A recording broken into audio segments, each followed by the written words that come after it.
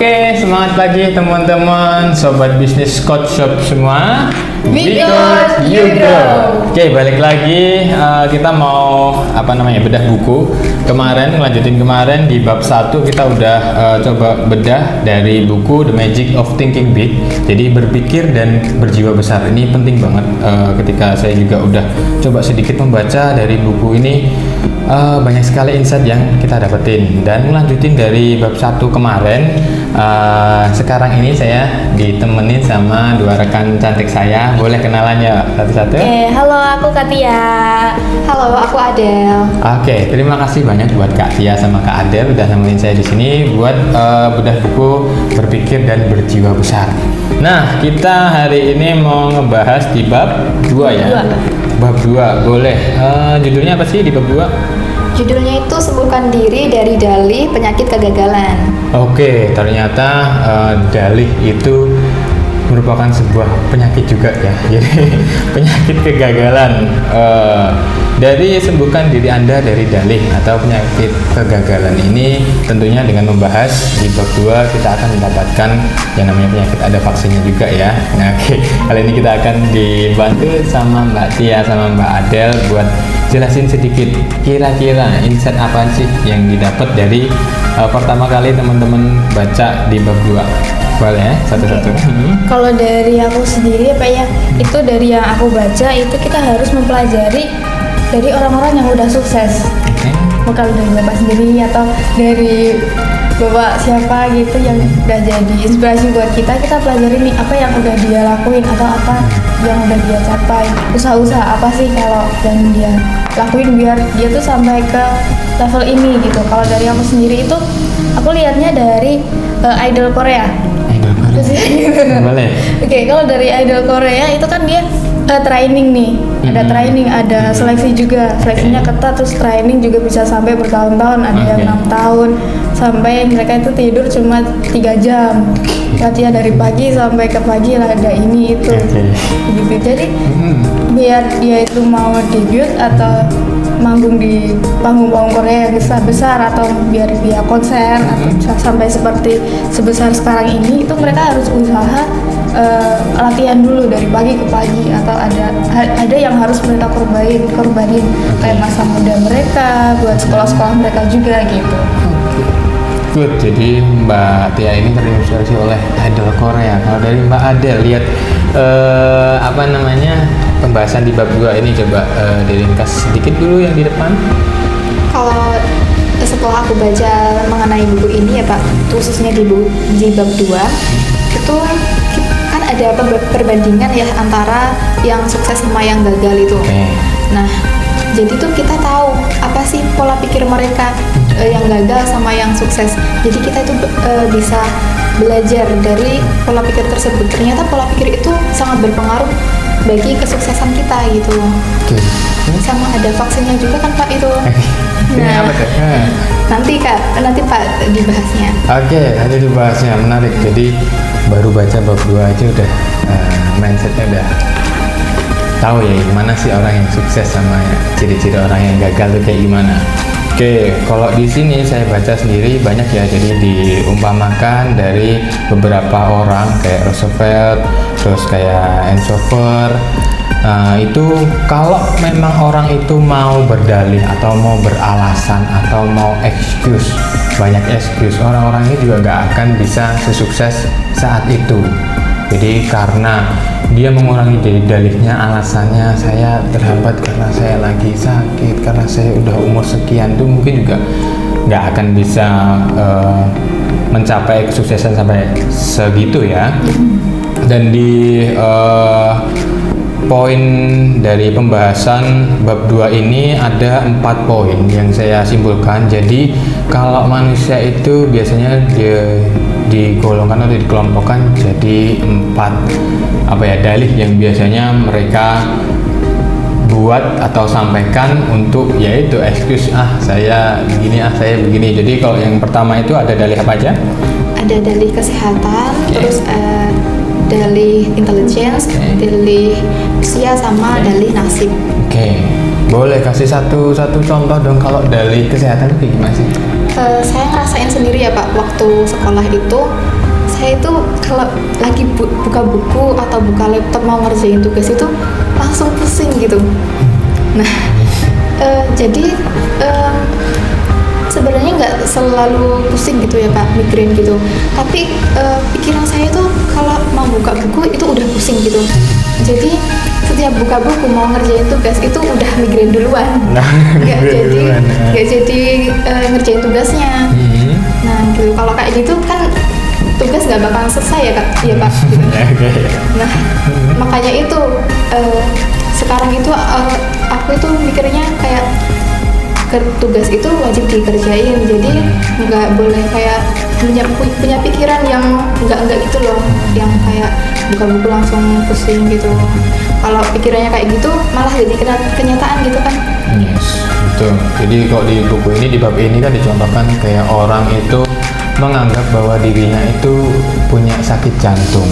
Padahal setelah dia konsultasi ke 4 dokter ini memberitahu hasil tesnya bahwa dia ini sebenarnya jantungnya nggak ada masalah, tapi ketika orang itu berdalih, oh saya nggak bisa main bola karena saya punya penyakit jantung dan lain sebagainya, padahal udah diperiksain tapi dia merasa seolah-olah aduh kesehatan saya kayaknya nggak bisa deh buat ngelakuin hal ini itu, dan itu juga salah satu contoh yang biasanya kita sendiri, ayo kita olahraga pagi ini, enggak apa nanti saya takut jantungan ya, kayak gitu kan sih bisa ya.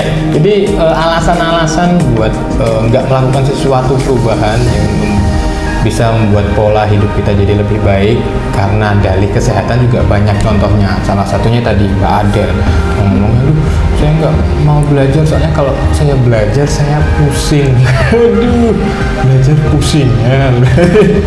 Itu karena mungkin dari itunya juga pernah merasa nyaman bahwa ketika dia beralasan seperti itu akhirnya dia nggak belajar dan lain sebagainya. Akhirnya ya itu dari yang seperti itu yang seharusnya sih kita bisa hindari ya, karena itu ya memang kekuatan pikiran kita itu yang menguasai, yang membuat kita jadi nggak bisa seperti ini, nggak bisa seperti itu karena pikiran kita sendiri. Oke, ada contoh lain mungkin Mbak Mifta atau Mbak Tia? Ada. Kalau dari aku sendiri tuh lebih ke di kesehatan itu kalau diajak lari. Kalau diajak lari baru disindir. Dia kena deh.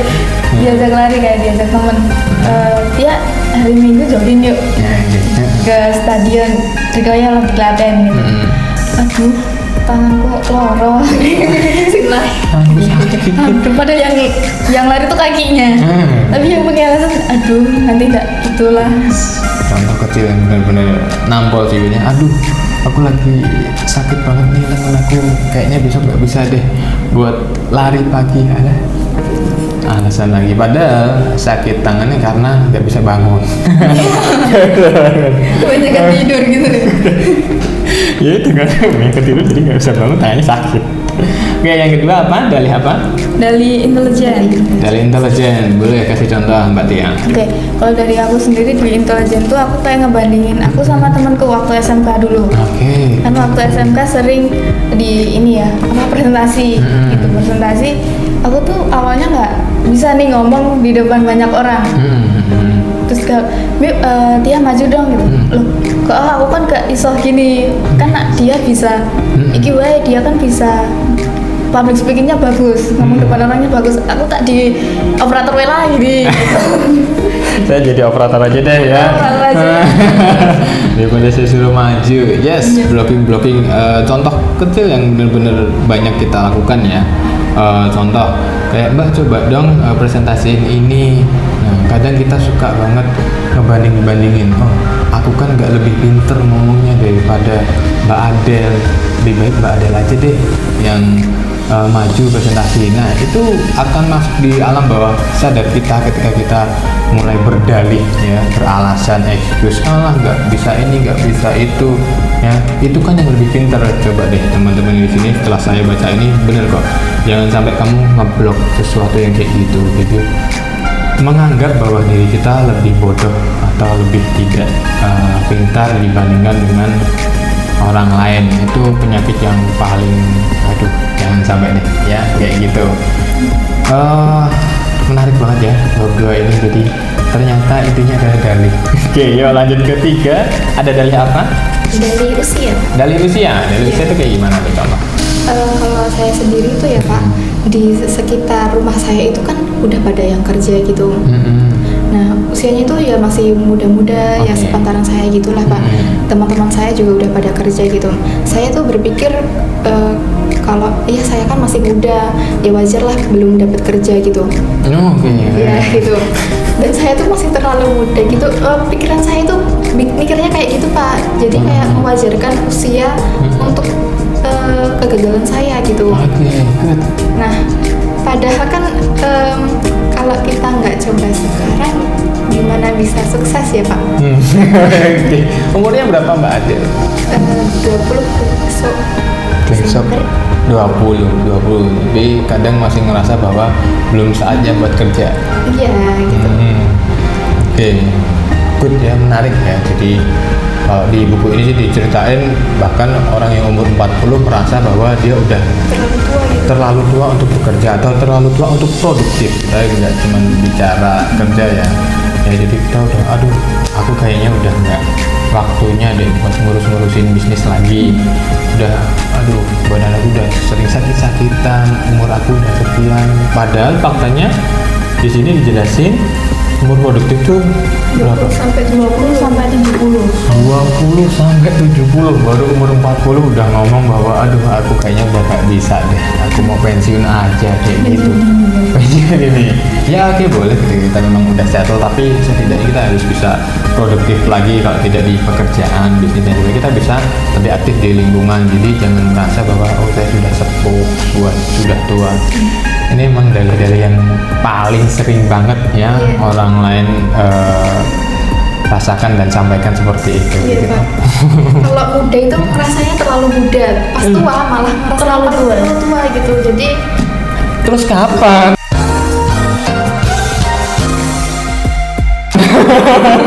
Kapan mau mulainya ini? Oke, 20 dirasa terlalu muda, 40 dirasa terlalu tua. Sedangkan tadi dijelasin di umur 20 sampai 70 tahun itu kita masih bisa produktif. Oke, menarik. Alasan ketiga, jadi dalih usia. Banyak banget sih ya tetangga juga yang ngerasa kayak gitu bahwa oh ini udah kayak gini. Ya, sedangkan mungkin ya butuh sharing juga, mungkin dengan sharing dengan Mbak Tia sama Mbak Adel, orang-orang yang sudah mengeluh terhadap usianya, sehingga merasa tua. Terlalu muda kalau saya. Oh, terlalu muda. muda tapi kok kayak remaja jompo ya. Remaja Jompo. Oke. Banyak banget istilah sekarang ya. Iya. Yang ngerasa juga itu, aduh, saya kok kayaknya remaja jompo. Balik dari aktivitas ini udah kayak pegal-pegal semuanya. Itu hanya alasan aja sih, dalih aja, excuse aja bahwa kamu pengen tiduran habis ini. Bener. Yang ketiga apa nih, Mbak Tia? Yang ketiga ada nasib nih Pak. Dalih nasib. Iya. Kalau dalih nasib ini lebih sering yang saya alami sih. Gitu. Sebenarnya kalau omset cuma segini ya udahlah nasibnya gitu. Kayak kita tuh kurang berusaha buat dapetin hal yang lebih besar gitu. Oke. Ya kalau ya udah seadanya aja lah. Kalau misalnya ya udah, kalau nggak ada lagi ya udah, kalau ada ya alhamdulillah gitu. Kayak kita tuh kurang berusaha buat mencapai suatu hal yang kita pengen. Kita tuh pengen cuma ya udah gitu. Oke, merasa ya udah karena nasibnya kayaknya segini-gini doang nih ya. Namanya orang-orang Jawa, nanti terima empandu, it's okay. Tapi ketika kamu bisa melakukan usaha lebih, jangan menganggap bahwa seolah-olah nasib kamu hanya segitu doang ya. Jadi banyak banget sih orang yang ngomong, Mbak Adel mah emang nasibnya baik dibandingkan sama aku, nasibnya jelek. Dari dulu emang aku udah kelihatan kalau nasibnya jelek. Terus kalau kayak gitu, apa gunanya usaha ya Pak? Ya, ya itu betul. Padahal kita bisa buat nasib kita itu lebih baik dengan usaha gitu. Oke, Yes, that's right. Jadi coba didengerin ya teman-teman. Dalih-dalih ini biasanya menghambat otak kita. Jadi sering kali orang berkata bahwa nasib saya lebih jelek, nasib dia lebih buruk membanding-bandingkan nasib. Sedangkan kalau kita uruskan sendiri, nasib itu kan semua berasal dari yang pertama, contoh kayak apa yang kita ucapkan, kemudian lari ke apa yang kita pikirkan, maka akan jadi perilaku yang kita lakukan berulang-ulang, maka akan menjadi kebiasaan atau habit. Orang yang biasa berdalih, biasa mengumpulkan pembenaran bahwa dia seperti ini, dia lemah dan lain sebagainya, ya udah bisa dilihat juga kalau oh ini nanti ke depan juga gak akan ini, kecuali dia bisa merubah habitnya itu. Oke, menarik banget. Kira-kira kalau disimpulin dari 4 dalih ini, oke boleh coba. Kalau ada 2 prinsip dari masing-masing deh, coba sebutin 2 prinsip buat kita ngilangin habit kita supaya tidak banyak excuse, nggak banyak berdalih, itu apa sih? Coba. Kalau aku sendiri sih mulai untuk keluar dari zona nyaman gitu. Terus sama apa lagi ya? Mencoba hal-hal yang baru gitu. Mencoba hal-hal yang baru. Iya. Oke. Good. Boleh sedikit penjelasannya kalau keluar dari zona nyaman itu gimana sih? Gini Pak, saya kan pas sekolah atau kuliah dulu itu pernah ikut fundraiser sih, ikut volunteer jadi sekretaris gitu. Nah, terus di situ tuh saya jadi MC-nya gitu. Padahal kan saya tuh pemalu dan saya tuh nggak bisa bicara di depan banyak orang gitu. Nah, walaupun itu cuma via online ya Pak. Nah, webinar via online saya jadi MC di situ. Nah, saya tuh sampai keringetan pas jadi MC-nya itu. Tapi itu membantu saya untuk public speaking-nya sih. Oke. Berarti akhirnya mencoba Kak, beberapa kali gitu jadi MC. Oke. Sekarang kalau jadi MC lagi? Aduh, tidak. Aduh. Barusan dibahas. Iya. Umat. Oke, tergantung sih ya. Kalau memang dia mau mengembangkan dirinya di situ, ya silahkan jalankan. Jangan kayak tadi. Barusan kita contohin berdalih. Nih. Keceplosan. Ya, nggak apa-apa, berproses ya. Jadi kalau memang ditantang buat nanti mau jadi MC lagi, ya why not, dicoba aja. Gak ada kok orang yang nyalahin kamu kalau MC kok jelek banget sih. Itu ketakutan kita sendiri juga. Iya. Iya Pak, jadi kayak drek-drek kalau ngomong jadi belepotan gitu. Contohnya ini. Ya, berdalih karena mengamankan posisinya supaya nggak tadi ya ketakutan dibilang bahwa nggak bisa ngomong atau gimana, itu ya dalih itu sebenarnya dari situ sih, takut akan sesuatu hal. Mencari pembenaran. Kalau Mbak Tia,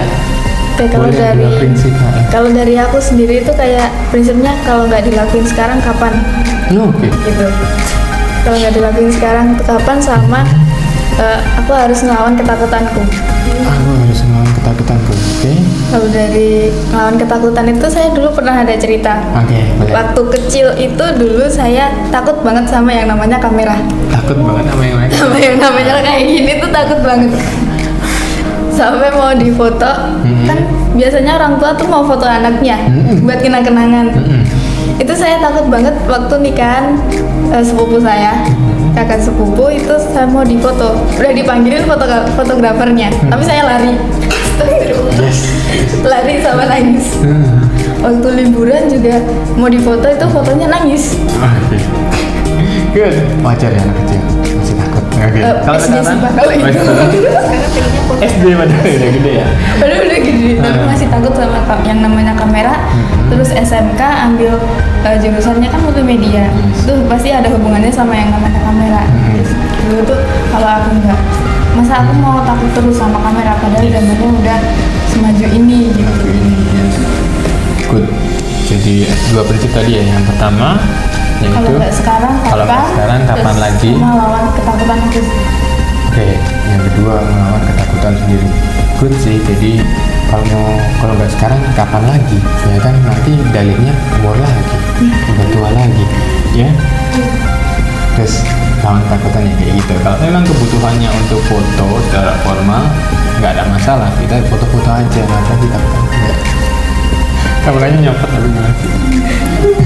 Oke, jadi itu dua prinsip yang dari teman-teman kolek. Dari saya sendiri sih ya kurang lebih dalih ini karena memang secara mental kitanya takut terhadap sesuatu. Jadi prinsipnya memang susah melawan ketakutan, tapi kalau nggak dicoba ya gimana kita tahu hasilnya ya. Kalau ada tahu hasilnya memang buruk pun kita akui aja bahwa kita itu sekarang masih pada fase seperti ini. Tapi kalau kita memang pengen bisa, ya udah coba lagi, coba terus, toh ada buktinya juga kan ya, ada orang-orang yang berhasil terhadap keberaniannya mereka. Jadi itu closing statement buat prinsip menghilangkan dalih-dalih yang sering kita suarakan ya, secara tidak sadar bisa juga tertanam di mindset atau alam bawah sadar kita. Nah, ngomongin ketakutan ya, prinsip-prinsip terhadap ketakutan, coba deh kita dari Coach Shop mau challenge teman-teman yang ngerasa bahwa teman-teman udah punya usaha. Teman-teman juga harus tahu dong bahwa setiap usaha itu pasti biasanya dibutuhkan sebuah perangkat untuk membantu teman-teman dalam usahanya. Jadi terkait ya mungkin checking stok, untuk membuat transaksi lebih lancar, mudah, dan akurat. Yuk kita dari Coach Shop challenge buat teman-teman semua yang udah dengerin podcast ini, yuk berani nggak sih teman-teman yang udah punya usaha, utamanya yang belum punya peralatan kasir atau penunjang usahanya, investasikan sekarang uang Anda untuk membeli peralatan barcode ataupun kasir. Jadi kalau ada kebutuhan barcode sama kasir, ingat Coach Shop.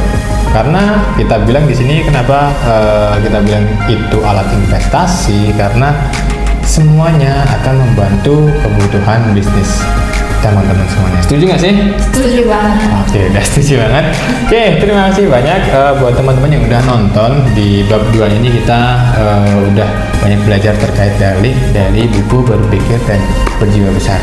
Oke, lanjut ke depan kita akan lanjutin buat bab 3 dari buku Berpikir dan Berjiwa Besar ini. Terima kasih banyak buat Mbak Tia. Terima kasih banyak. Sama Mbak Adel udah dampingin kita di sini dan sharing-sharing bareng terkait pengalamannya. Oke, terima kasih dan sehat selalu buat semuanya. Bye.